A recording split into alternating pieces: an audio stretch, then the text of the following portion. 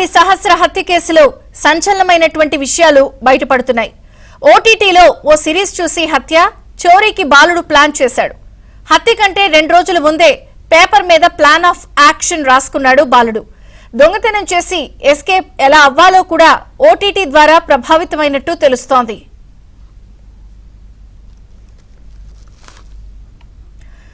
ఎంతో సంచలనం కలిగించినటువంటి సహస్ర హత్య కేసులో బాలుడు హత్య చేసిన విధానం కానీ లేకపోతే ప్లాన్ ఆఫ్ యాక్షన్ కి సంబంధించిన అనేక సంచలన విషయాలు వెలుగు చూస్తున్నాయి. ప్రధానంగా ఒక ఓటీటీ ప్లాట్ఫామ్ ద్వారా హత్య ఎలా చేయాలి, ఎలా తప్పించుకోవాలి అనే విషయాల మీద అతను రీసెర్చ్ చేసినట్టుగా తెలుస్తోంది. అప్డేట్స్ ప్రవీణ్ అందిస్తారు. ప్రవీణ్, కుకట్పల్లి హత్య కేసులో సంచలన విషయాలు బయటపడుతున్నాయి. ఇప్పటికే ఆ బాలుడిని అదుపులోకి తీసుకుని విచారించినటువంటి సమయంలో ఓటీటీ ద్వారా ప్రభావితమైనట్లు పోలీసులు అయితే ఒక ప్రాథమిక అంచనాకు రావడం జరిగింది. ఓటీటీలో ఒక సిరీస్ ను చూసి ఏ విధంగా చోరీ చేయాలి, ఏ విధంగా హత్య చేయాలనేది ఆ సిరీస్ లో చూసిన తర్వాత తన పేపర్ పైన పాయింట్ టు పాయింట్ నోట్ చేసుకున్నాడు. దాని తర్వాతనే యాక్షన్ ఆఫ్ ప్లాన్ ను అమలు పరిచాడనేది కూడా ప్రస్తుతం అయితే పోలీసులు ఒక ప్రాథమిక నిర్ధారణకు రావడం జరిగింది. ప్రస్తుతం అన్ని కోణాల్లో దర్యాప్తు కొనసాగిస్తున్నారు. ముందుగా పోలీసులు అదుపులోకి తీసుకుని విచారించిన సమయంలో కొన్ని కట్టుకథలు పోలీసులకి చెప్పే ప్రయత్నం చేశాడు. తాను అంటే ఈ హత్య జరిగినప్పుడు డాడీ డాడీ అంటూ 3 సార్లు వినపడింది.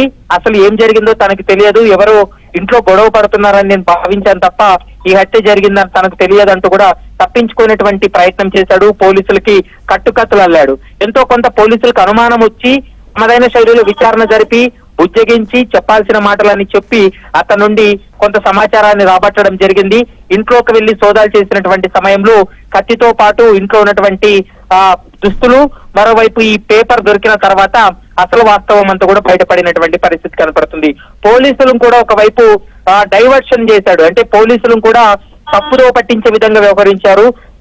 ఈ పోలీసులు విచారించే సమయంలో కూడా ఇంట్లో ఏదో గొడవ జరుగుతుందని మేము అనుకున్నాం తప్ప ఈ ఎవరినో చంపేస్తున్నారు, హత్య చేస్తున్నారని తనకు తెలియదు. 3 సార్లు డాడీ డాడీ అంటూ కూడా 3 సార్లు అరుపు వినిపించింది. కానీ నేను అటువైపు వెళ్ళలేదు, తనకి ఏమీ తెలియదు అంటూ కూడా పోలీసులకు చెప్పినటువంటి మాట.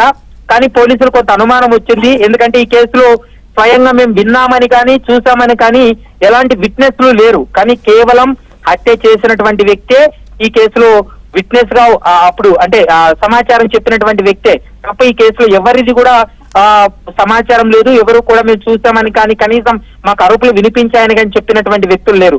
మొత్తం 300 మందికి పైగా వాళ్ళని విచారణ జరిపి 300 మందికి పైగా వాళ్ళ దగ్గర నుంచి కొంత సమాచారాన్ని రాబట్టిన తర్వాత ఈ బాలుడిని అదుపులోకి తీసుకొని విచారించినప్పుడే కొంత ఈ యొక్క అనుమానాస్పదమైనటువంటి వివరాలు బయటపడ్డాయి. దీంతో పోలీసులు కూడా తమదైన శైలిలో విచారించినప్పటి సమయంలో ఈ విషయాలన్నీ కూడా బయటపడడం జరిగింది. ప్రస్తుతం ఓటీటీ ప్రభావం వల్ల ఈ హత్యకు పాల్పడ్డాడనేది పోలీసులు ఒక అంచనాకు రావడం జరిగింది. అయితే ఏ ఓటీటీ ప్లాట్ఫామ్ లో ఏ సిరీస్ చూశాడనేది ఇన్వెస్టిగేషన్ లో వెల్లడి కావాలి. ఎందుకంటే 10వ తరగతి చదువుతున్నటువంటి విద్యార్థి ఇంత క్రూరంగా హత్యకు పాల్పడి దొంగతనానికి వెళ్లి హత్య చేసి ఎలా ఎస్కేప్ అవ్వాలి, ఒకవేళ దొరికే సమయంలో ఏ విధంగా గ్యాస్ లీక్ చేయాలి, ఏ విధంగా బ్లాస్ట్ చేయాలి, ఇదంతా కూడా తన మైండ్ లో ఉంది. అదంతా కూడా పేపర్ లో రాసుకున్నారు అంటే ఖచ్చితంగా ఏదో ఒక విధంగా ఇటు సినిమా కావచ్చు, యూట్యూబ్ కావచ్చు, ఓటీటీలో ఉన్నటువంటి సిరీస్ కావచ్చు, ఏదో ఒకటి ప్రభావితమై ఉంటాడు అనేది పోలీసులు ముందు నుంచి కూడా కొంత సస్పెక్ట్ చేయడం జరిగింది. అందులో భాగంగానే ఓటీటీలో చూసినటువంటి ఒక సిరీస్ ద్వారా ప్రభావితం చెందాడు అనేది ప్రస్తుతం పోలీసులు అనుమానం వ్యక్తం చేస్తున్నారు. ఆ కోణంలోనే దర్యాప్తు కొనసాగిస్తున్నారు. మరి ఈ రోజు విచారణ తర్వాత ఇంకా ఎలాంటి అంశాలు బయటపడతాయి అనేది మాత్రం చూడాలి. చాలా మందిని ఈ కేసులో సస్పెక్ట్ చేశారు, చాలా మందిని ఈ కేసులో విచారణ జరిపారు, వాళ్ళ వాంగ్మూలాలు తీసుకున్నారు. కానీ ఎక్కడా కూడా పోలీసులకి ఏ అంతు చిక్కడం లేదు. అసలు ఎవరు హత్య చేశారు, ఎలాంటి క్లూ లేదు, అసలు ఏంటనేది పోలీసులు కూడా ఒక దశలో తలనొప్పిగా మారినటువంటి కేసు. కానీ ఎట్టకేలకు బాలుడే స్వయంగా అతను చెప్పినటువంటి మాటలే కొంత అనుమానాస్పదంగా ఉండడం, పోలీసులను డైవర్షన్ చేసే విధంగా పోలీసులతో మాట్లాడినటువంటి అంశాలు ఇవన్నీ కూడా లెక్కలోకి తీసుకొని హ్యూమన్ ఇంటెలిజెన్స్ ఉపయోగించి ఈ కేసును ఎట్టకేలకు ఛేదించడం జరిగింది. పోలీసులు అనుమానించినటువంటి బాలుడే హత్య చేశాడనేది పోలీసులు అయితే మాత్రం నిర్ధారణకు రావడం జరిగింది.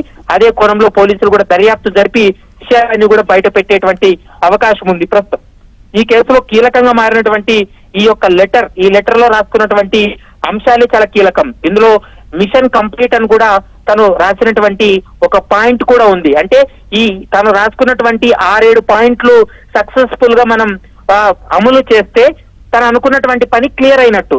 దాన్ని మిషన్ సక్సెస్ అంటూ కూడా తను మిషన్ కంప్లీట్ అంటూ కూడా తను రాసుకున్నటువంటి వర్డ్. కాబట్టి ఇంత క్రూరంగా ఇంత ఇంటెలిజెంట్ గా, అంటే ఇంటెలిజెంట్ అనలేం కానీ దీన్ని ఇంత ఏ విధంగా ఎస్కేప్ అవ్వాలనేటువంటి ఒక ప్లాన్ ఏదైతే ఉందో ఆ ప్లాన్ కరుడు కట్టినటువంటి నేరస్తులు కూడా లేనటువంటి ప్లాను ఒక 10వ తరగతి చదువుతున్నటువంటి విద్యార్థి అమలు పరిచాడు. ఆ విధంగా నేరానికి పాల్పడ్డాడంటే అందరూ కూడా ఒకంత ఆశ్చర్యానికి గురవుతున్నటువంటి పరిస్థితి కనపడుతుంది. ఒకంత అసలు ఈ పిల్లవాడేనా చేసింది, ఈ 10th క్లాస్ విద్యార్థి అయినా చేసింది అనేటువంటి అనుమానాలు కూడా తావిస్తున్నటువంటి పరిస్థితి అయితే కనపడుతుంది. Thank you Praveen.